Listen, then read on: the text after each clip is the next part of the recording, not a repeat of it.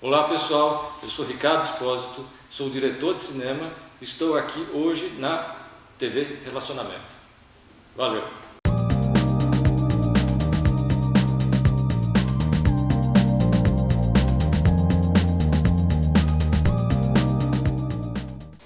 Olá internautas, iniciamos mais um programa Gestão Executiva e hoje nós temos aí como convidada uma profissional mais alto gabarito que veio diretamente de Campinas para nos brindar os seus conhecimentos. Lourdes Abade, muito obrigada, viu, pela tua presença. Obrigada eu por estar aqui, né, com esse profissional também, Kendi, uma pessoa, né, que tem todo esse conhecimento e muito prazer de estar aqui nesse programa. Perfeito. Okay? Lourdes, conta um pouquinho para os internautas onde você nasceu e a sua trajetória aí para se tornar essa profissional fantástica. Minha trajetória, né? Eu sou paraense, né? Nasci em Marabá, uma cidadezinha no interior do Pará, que fica acho que é uns 8, 10 quilômetros de uma aldeia de índio, né? Então nasci no meio da floresta, aquela natureza, tudo, aquela questão de rios, né? E tudo. E depois eu casei e fui com um campineiro em Campinas, né? Que legal, tá. Assustou um pouco você sair de lá para uma cidade? Então, Campinas é grande também. Na verdade, eu saí de Marabá mesmo, né, já adolescente, porque eu achava aquela cidade muito pequena para mim, sabe? Okay. E realmente você estava certo. A minha mente era muito mais além, né? Era o dia a dia só, né? Era muito mais além, então eu já tinha aquela coisa, uma ligação muito forte com a arquitetura, que eu não sabia do porquê, né? Que eu estou arquiteta, né? E eu tinha uma relação desde criança com isso, então eu achava ali muito pequeno. E eu com 14 anos, até antes 14 anos eu fui estudar na capital, em Belém. Fiquei na casa dos meus tios, né, estudando. Okay. E lá também fiquei até entrar na faculdade, né? Então aí eu parei a faculdade, depois que eu tive filho, tranquei, né, casei, tranquei a faculdade. Depois de um período que eu tive do meu segundo filho, que eu tive um filho especial, e aí eu tive que me dedicar mais nesse processo de ser mãe, de ter os cuidados especiais. Minha missão era fazer ele andar. Perfeito. E aí quando eu fiquei fazendo todos os tratamentos, né, que eu vi que ele andou com 4 anos, aí eu retornei à faculdade. Então eu tive 2 processos de faculdade. Tive um primeiro momento e depois o segundo que eu tranquei e aí que eu consegui concluir o curso. Todo o pessoal novo na classe, né? Todo o pessoal novo e foi muito bom, né, esses 2 momentos, né, que a gente tem maturidade em tudo, é uma outra visão, né? É muito engraçado que... E você sendo mãe, tendo as obrigações, o tempo que você estava na faculdade tinha que render, né? Tinha que render tudo, muito. Você procurava... estudar e aprender bastante aquilo, não era um passatempo, era uma missão de vida, né? Não, era tudo ali, né? Então, todo aquele processo, eram os trabalhos, e a faculdade de arquitetura, ela é um curso, né, que ela exige muito trabalho, muita prática, tudo, né, visitas técnicas, e tudo isso foi um processo que meus filhos acompanharam. Eu tinha visita, algumas coisas que era dia de sábado, às vezes tem que levar, e isso tudo aí é um processo de aprendizado, né, tudo. Verdade. E aí eu voltei para morar, nessa época eu voltei novamente para morar no Pará, que eu finalizei minha faculdade, aí depois eu me separei, a gente se separou, aí eu voltei novamente para Campinas, que aí foi quando eu comecei, né, a realmente exercer a minha profissão lá em Campinas. Aí fiz pós-graduação na PUC e tudo, e aí nesse processo, né, sempre de querendo buscar, porque eu gostava de estudar, sempre gostei de estudar, né? Perfeito. Sempre gostei de estudar. Então, foi todo esse processo, quando na minha volta, né, gostava muito da área de urbanismo, fiz uma pós-graduação, que era a primeira pós-graduação na área de Gestão Urbana e Paisagismo, que a PUC estava lançando em Campinas. Interessante, porque dá um novo olhar. Dá um novo olhar, totalmente. Então aquilo assim eu gostei muito, cheguei a participar de pesquisas, né, com a doutora Raquel Ronin, na área de urbanismo. Mas aí então eu tive uma frustração muito forte porque a gente na área de urbanismo você se depara muito com as políticas públicas. Sim. E eu sempre fui aquela... E os interesses, né? Os interesses. E eu sempre fui aquela muito idealizadora, executora, né? E sempre pensei no bem como um todo, né? Uma coisa muito sustentável no bem da população e tudo. E aí eu tinha feito um projeto pontual de algumas ações, né? Era para o Pará. E aquilo me frustrou muito, porque o projeto ficou só no papel, que aí eu vi os interesses, né, políticos muito forte, aquela coisa de querendo me corromper, comprar o meu projeto para atingir interesses pessoais. Aí eu falei, não é isso que eu quero. Eu prefiro dormir com a minha cabeça, o meu bem maior é eu fazer algo para a população, que isso venha contribuir. Se isso não está de acordo com aquele meu pensamento, eu saio fora, não faço, não quero saber de nada, né? E aí eu engavetei aquele projeto, né? Também não recebi nada, não quero, engavetei. Sim. E mudei totalmente dessa área, porque eu sempre gostei da arquitetura. A minha visão com a arquitetura era uma arquitetura generalista, até mesmo por causa da própria formação que eu tive lá no Pará. Sim. Então, naquela época já estava se fazendo especialistas aqui no estado de São Paulo, tudo, mas para lá era outra visão. Ninguém contratava um engenheiro para fazer uma residência, um arquiteto vai contratar um design de interiores, não se contratava isso naquela época. E até um médico assim, com muita especialização não precisaria para o tipo de doença que existia na região. Não, era assim, você tinha que ser um bom clínico geral. Isso. E a mesma coisa era na área de arquitetura, em todas as áreas, você tinha que ser um bom que entendesse de tudo, né? Generalista, as pessoas não iam contratar. Então, na minha época, eu aprendi a fazer cálculo de piscina, cálculo estrutural de residências, né, de 2 pavimentos. A gente fazia a parte toda de elétrica, fazia toda a parte de hidráulica, fazia tudo. A gente aprendeu isso na faculdade, a gente fazia, né? Então, a gente tinha, para uma residência pequena, né, a gente tinha que saber fazer tudo, ninguém ia contratar. E a minha visão era essa, né? Então eu cheguei em Campinas, embora eu gostava muito dessa área do urbanismo, porque era para um bem social, e eu comecei a trabalhar também na parte de projetos, na parte de interiores. E essa minha ligação muito forte, né, com a natureza, onde que eu fui criada, que essa coisa da floresta, né? Porque toda a minha área onde eu nasci, ela está dentro da floresta amazônica, ela está dentro da área legal, da Amazônia Legal. Então, eu me lembro muito bem, né, que eu já cheguei a fazer com meus amigos, eu tinha 15 anos, eu já cheguei a fazer barricada na maior estrada de lá, que se chama Transamazônica.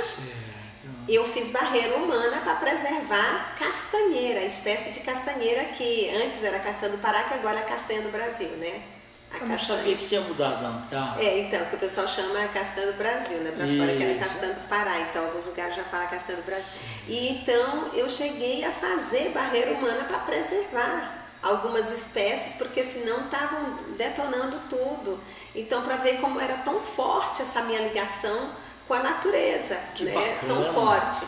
E ao mesmo tempo muito ousada, né? Como que vai lá, e era caminhões, que era a única estrada que tinha para passar, para abastecer o outro lado, você entendeu? Então, mas graças a Deus a gente conseguiu preservar. Hoje essas castanheiras, elas estão dentro de uma área, era para ser um parque público, ficou lá durante um tempo. Hoje essas castanheiras, elas está dentro de uma área que é dentro da Universidade do Pará, que tem lá um campus. Então está preservado. Está preservado, que está dentro de um campus, está lá.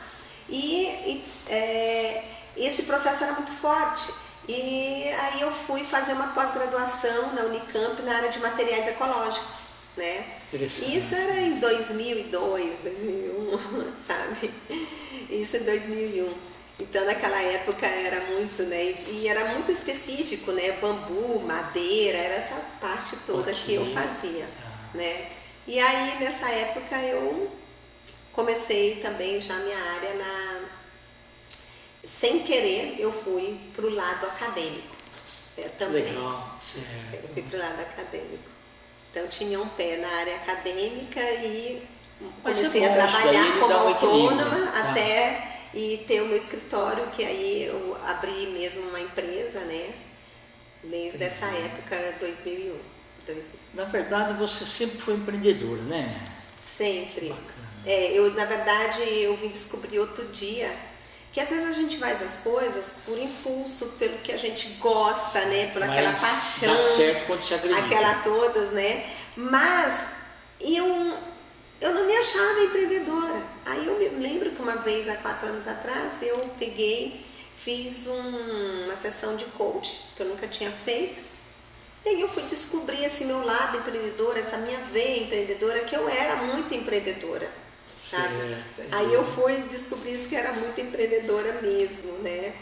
Então, todas as minhas ações que eu fiz, que era assim, porque às vezes as pessoas se enganam, né? Que acham que a pessoa só é empreendedora quando ela tem um negócio, né?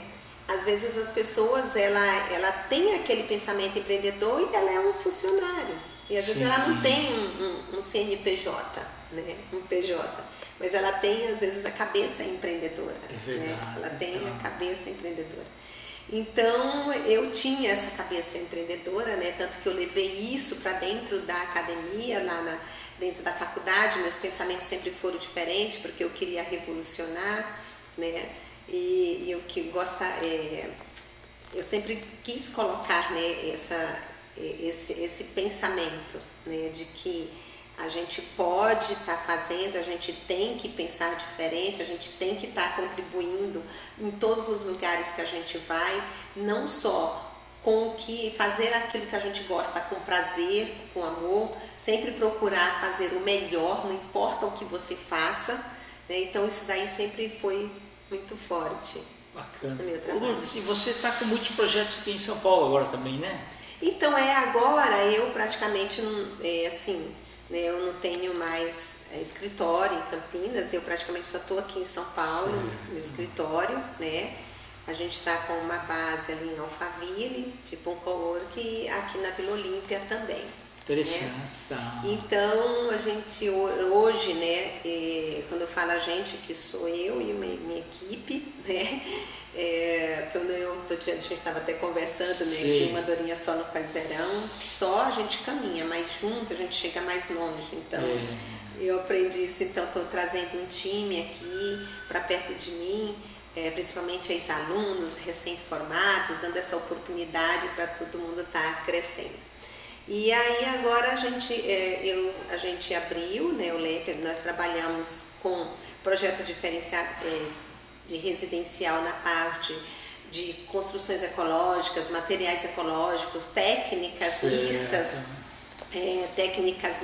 ecológicas, que tem várias técnicas. Isso vai depender do estado, do local, que vai ser mais adequado. E nós temos a nossa área, que é muito forte na área de franquias e comércio. O varejo em geral, qualquer comércio, né? E franquias, né? Então a gente atua muito aqui nessa área. Bacana. A primeira vez que você começou a pensar em franquias, isso te assustou um pouco ou você teve que se aprofundar um pouquinho na legislação? Olha, foi assim, foi meio que automático, né? Até por causa desse meu prazer que eu tenho, né, de estar, que nem eu falo da arquitetura de A a Z, né? Eu fui chamada para fazer um desafio, né? Foi um desafio. O empreendedor queria construir uma marca própria e que virasse uma rede de lojas dele. Ok, perfeito. E com isso, foi justamente que ele queria trabalhar, ele tinha o produto, né, que ele queria, e foi muito legal que eu participei da escolha do nome, a gente estilizou, tematizou, E foi muito bom para mim, por quê? Porque nessa época eu estava iniciando a descobrir um processo muito interessante que se chamava topofilia, né? E eu comecei a empregar, eu li esse livro, tudo, e eu comecei a empregar esses princípios dentro lá desse projeto. E esse projeto hoje, nada mais, esse nome nada mais é hoje, a gente trazendo, que é você trabalhar os 5 sentidos do ser humano dentro do ambiente. Então, topofilia é a relação do ser humano com o ambiente construído. E aí, o que eu fiz? Eu peguei todos esses princípios e comecei a trabalhar dentro desse projeto. E para mim foi um resultado incrível. Por quê? Porque eu comecei a colocar na prática uma coisa de laboratório, que era de sala de aula, ali. O projeto chamou muito a atenção e depois, lá em seguida, ele quis replicar. Isso foi no Shopping Dom Pedro, depois a gente replicou no Shopping Guatemi, com uma linguagem diferenciada, que é o Shopping Guatemi, mas com a mesma essência da loja. E isso foi muito interessante, porque deu uma repercussão, assim, os shoppings gostaram muito da loja, a loja chamava atenção. Então a gente pensou em tudo, a tematização, as músicas que tocava lá, a essência que tinha naquele ambiente. A gente fez até ações do que a proprietária podia colocar, os objetos que ela vendia eu utilizei como objeto de decoração. Então, às vezes, ela até tirava, né, as coisas, falava, a pessoa gostou daquela luminária, eu vendi. Eu falei, então você traga outra parecida para colocar lá. Então, era todo um processo, né? Mas para deixar harmônico. Né? Isso, mas então esse foi meu primeiro contato. E a partir dali eu comecei a estudar. Eu falei, bom, se ela é replicável, é uma rede própria. E aí, esse é o primeiro princípio de franquia, de você fazer um projeto que ele possa ser replicável, né? E aí esse foi o princípio. E aí eu comecei a buscar, ir estudando, pegando assuntos, conheci a ABF, comecei a estudar, me aproximar das pessoas que eram do assunto.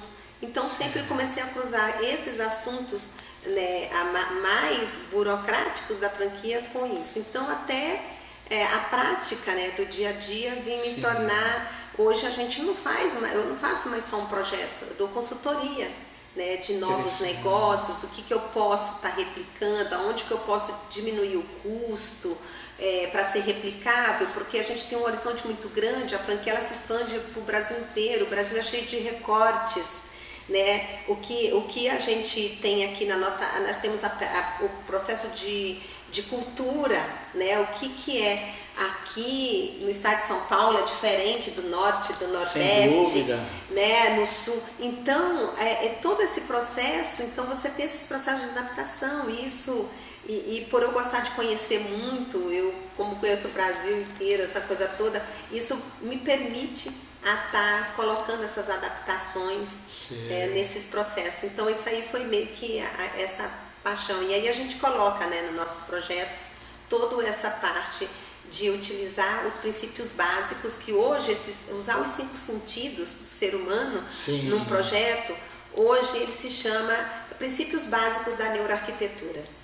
Interessante, tá? Né? São conceitos novos que vão agregando. Né? Só que nem eu falei, eu fui descobrir, e eu uso isso desde 2001 nos meus projetos. Só não tinha o nome, né? Só não tinha o nome de neuro.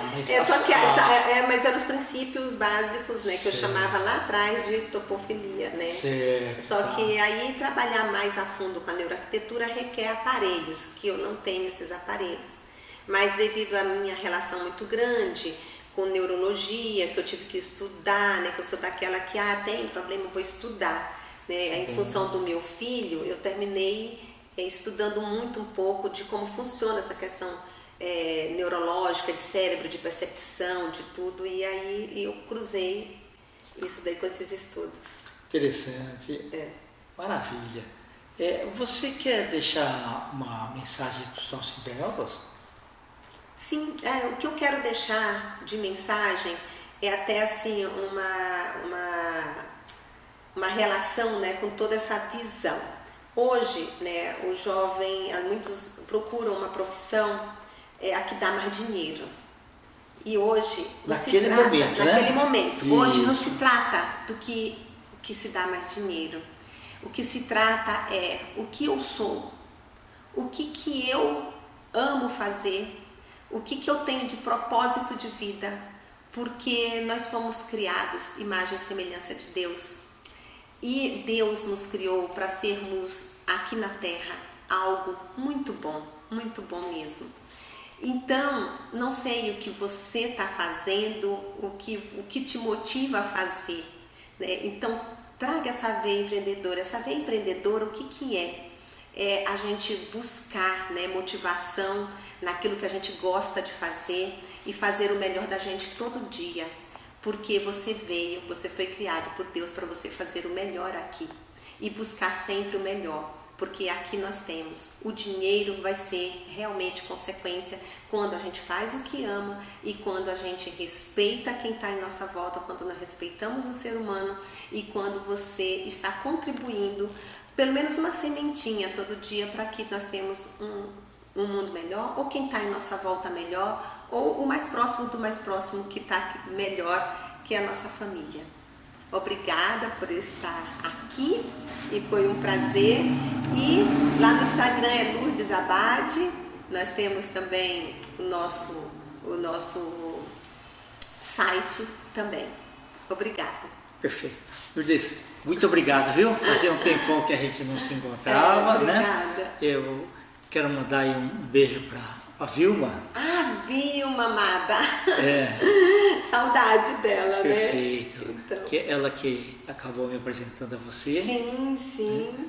E parabéns, viu, pela sua trajetória de vida, inspiradora, né? Comparando, enquanto a gente estava conversando, eu fiquei imaginando você lá no Amazonas ainda, né?